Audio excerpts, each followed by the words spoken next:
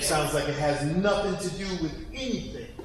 Lance Armstrong, Yeah, everybody familiar with Lance Armstrong, right? the bicycle rider. There you go.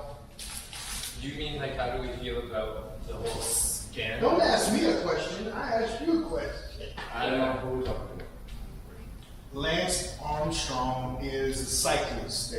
For years we had the yellow wristbands, Live Strong. He's the most famous cyclist in the world. I'm sure you know who he is. But if you don't know, you'll get a join the conversation in a minute. Josh, how do you feel about Lance Armstrong? No, I don't even know. You don't know who he is?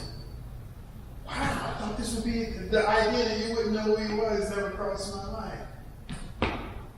Okay, Andre, how do you feel about Lance Armstrong? No feelings. You don't have any feelings. For the same reason though. Like I know that he's a scientist and I think I remember that there was a big scandal. Okay, so all right, see, I give a little bit more context. So Lance Armstrong was a cyclist, right? He won millions and millions of dollars. He won 6 or 7 Tour de France, right? You know, the big bike race, like the most famous bike race. Sure. We all know that. Yeah, sure. It's like the Olympics for bike racing. He won like 6 of them. The story goes,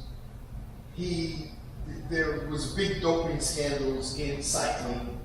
People were getting caught left and right. Lance, in his early days, was very, very against it. He got cancer, he got testicular cancer at a point.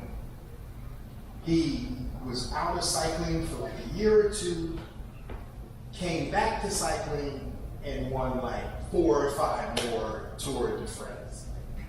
It was a big deal, big deal. Then he became the face of cancer awareness. He made this thing called Live Strong.